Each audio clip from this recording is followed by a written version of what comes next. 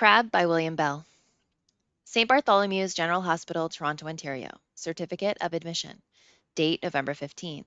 Name in full Franklin Crabbe. Address not available at this time. OHIP number unknown. Person to be notified no name given. Address not available. Diagnosis on admission physical exhaustion, pneumonia, both lungs, minor. Injury to left hand, two fingers amputated. See accompanying file. General evidence of exposure. Receiving doctor. Comments. Patient transferee from Huntington General Hospital after emergency operation left hand. Two digits amputated. Patient admitted Ward 4. Further information, see file. Crabbe's Journal 1. Sometimes at night, after they've turned out the lights, I sit in bed and just watch the highway. I prop up the pillows behind me, lean back on the headboard, link my fingers behind my head, and sort of drift off. It's a nice quiet time. There's no noise from the ward except the soft squeak of a nurse's shoes on the floors, or maybe a distant cough, and I can let my mind slip through the window, out across the frosted lawns and naked shrubs, into the road which is lit dimly by amber lamps. I like to watch moving lights and listen to the sounds of motion. The cars sift through with a sibilant whoosh, moving fast. It's the trucks I like the best, though. They power along, lit up with colored lights around the cabs and along the trailers, the big diesels snorting and grinding up the grate. I suppose I spend a lot of the day watching the highway, too. It's pretty boring in this place, especially since they moved me to a private a few days ago. I can always go to one of the wards and get up a game of checkers or cribbage with one of the men, but that gets tedious after a while. A lot of them watch TV, but I don't.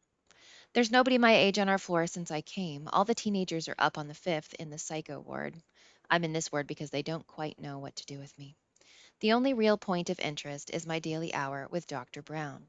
He's the shrink who's got the job of discovering what's wrong with Crab. Until today, I've held him off pretty well, mainly because he's easy to figure out and his methods are obvious. As soon as I figure out what role he's going to play that day, I can put on a corresponding costume and try to keep him under control until the interview's over. Acting sincere helps. Maybe I should explain. He will always be either father, friend, or firm. He doesn't have much faith in honesty, I've discovered. When he's father, he'll be all authority and show great paternal concern for me, and he'll control the discussions, if you can call them that, without trying to pretend he isn't. As friend, he's the funniest, though of course I never let on. He tries very hard to get down to my level and be a pal, one of the boys.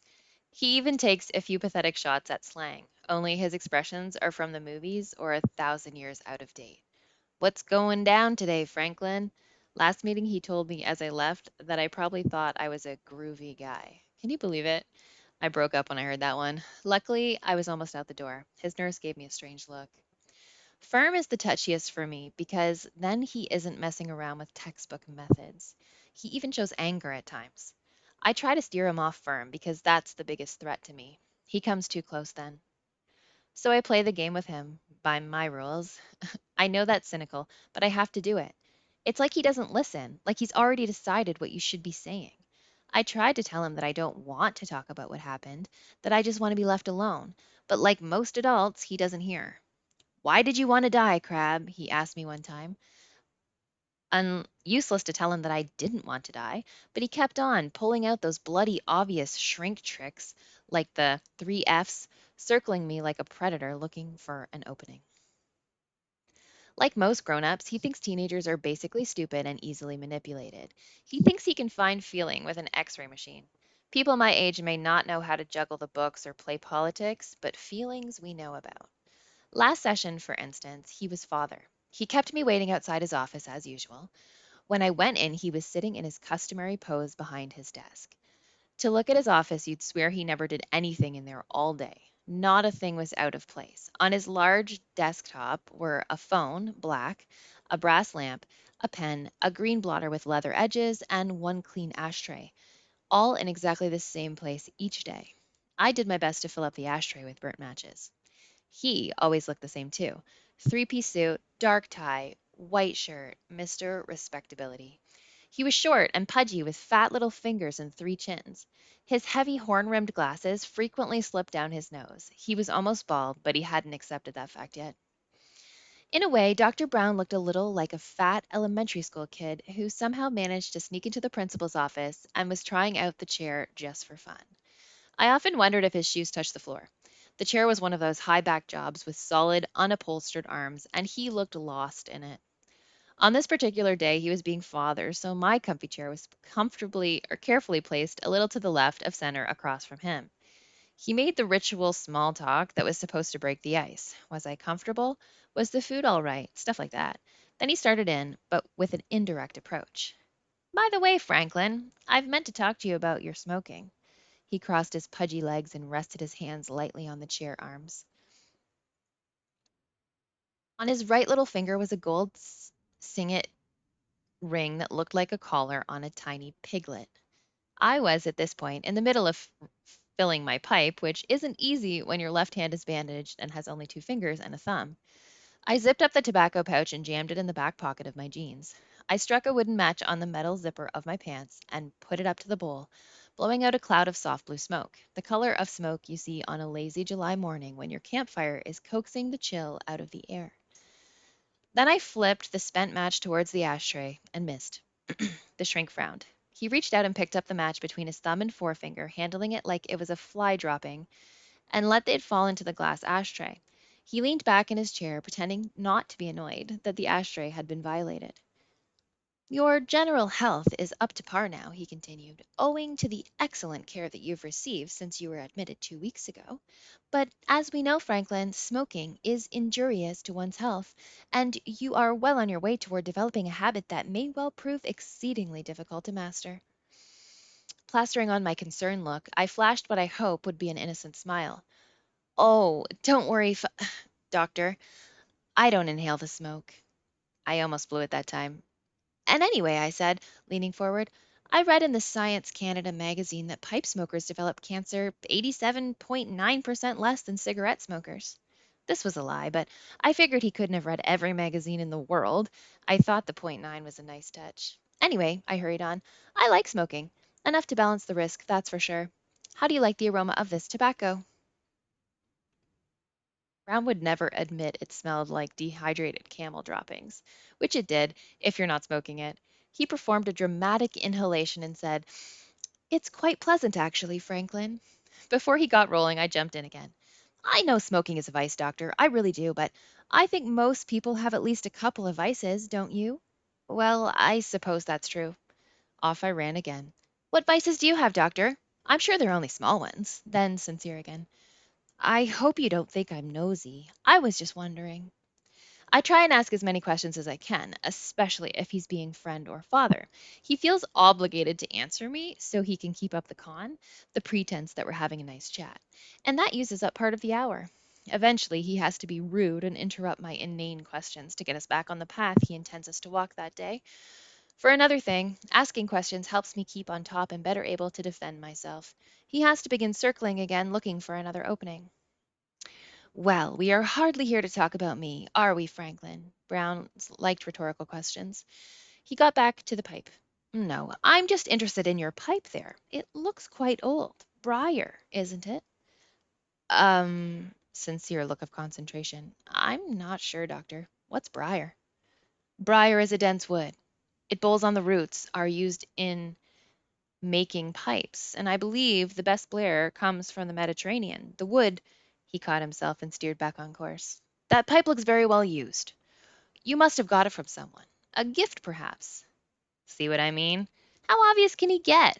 The pipe was a gift, sort of, but one I certainly wasn't going to tell him about. It was the basis of his strategy this session. He saw it as a weak spot in the defenses that I fought like hell to keep intact every day. He planned to get me talking about the pipe, where I got it, and so on, until the wall was breached. Then he'd move past my defenses and ransack my head for information. But you could see the attack coming miles away.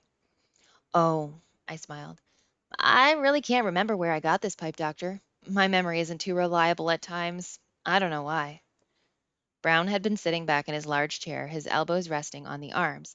He was making a little steeple with his fingers. When I handed him the line about the memory, he pounced forward and slapped his hands down on the top of the desk. But you do, Franklin. You do. No. He was as close as he ever came to a shout. "I've told you several times," he exclaimed impatiently. "We have blanks in our memory. Is when our memory is hiding something that it does not wish to confront or master. Memory blanks are proof that we need to talk these things through out, Franklin. I've been through all of this with you before." "Yes, well, I guess I forgot." He ignored that one and, sitting back, rebuilt the steeple. I don't know why he said "we" all the time. There was nothing wrong with his memory, or mine for that matter. Maybe he was trained in a kindergarten class. "I sometimes wonder," he continued, "whether our memory lapses aren't a bit selective, Franklin." "Doctor!" I was playing for time now. My pipe had gone out, so I slowly fished a match out of my shirt pocket and deliberately struck the match under the overhanging ledge of his desk. He pretended not to notice, but you could almost hear him gritting his teeth, imagining the obscene streak of sulfur on the underside of his glowing, virginal desktop. "What I mean," he explained with the patience of a schoolworm, "is that I think sometimes you are putting me on. You forget significant things at significant times." "What do you mean?" I asked, all innocent. "You merely inquired about my pipe, and I said—" "Look, Franklin, let's forget the pipe," he said. A little of the firm approach was slipping into his tone. "Let's just forget it. Our hour is passing quickly, and I—" "Oh, yes, so it is," I interrupted, "and I certainly do enjoy—" "Please don't interrupt," he shot back, leaning forward again, arms on the desk. He linked his little sausages together into one tiny double fist. He meant business now. "And please," he went on, "listen. I am not pleased with your progress, Franklin. Not pleased at all. All along, you've resisted my efforts to help you face your problems square on, but it must happen. It must. We ignore our inner problems at our peril. You were brought to this hospital extremely run down, physically, and on the verge of emotional disturbance. Nobody knows where you've been for the past few months. You refuse to tell us. You refuse to discuss why you ran away. You pretend, yes, pretend, don't give me that look, to forget what transpired during your absence. You will not even acknowledge the effects your actions have had on your poor parents. And most dangerous of all, you avoid altogether the attempt to end your own life. You imagine, apparently, that no one can see that scar on your left wrist. Furthermore, I think our time's up, Dr. Brown," I cut in. I leaned over and banged my pipe on the ashtray to get the ashes out. I'd had enough of this crap. His pudgy face grew redder, like a round thermometer splashed with hot water. "Don't interrupt me, and sit in that chair." Brown had never been like this before. His professional calm evaporated. He was becoming human before my eyes. But I'd had enough. My control was slipping too. "I will not sit down. Don't order me around. Who the hell do you think you are, anyways? Do you think I'm a simpleton that you can manipulate day after day? You don't know me. You've never even tried to talk to me like I was a human being. You think I'm just another nutcase like those poor buggers you got chained upstairs." I was really rolling now. A lot of junk was coming to the surface, demanding to be spit out. "From the very beginning, you've treated me like a 2-year-old, and I'm supposed to bare my bloody soul to a total stranger who's already decided I'm a suicide? Why don't we talk at these stupid meetings? Why?" "I think you'd better stop now, Franklin," he said, his calmness returning. He wouldn't look me in the face, and he pushed his glasses further up his nose and said wearily, "You're a boy with some very serious problems." "And you," I fired back, "are an impertinent son of a bitch." I stuck my pipe in my mouth and walked out and closed the door quietly behind me. When I look back on my brief, empty relationship with Mr. Brown, Dr. Brown, I sometimes wonder if, had he been a different kind of person, I would have let my guard down.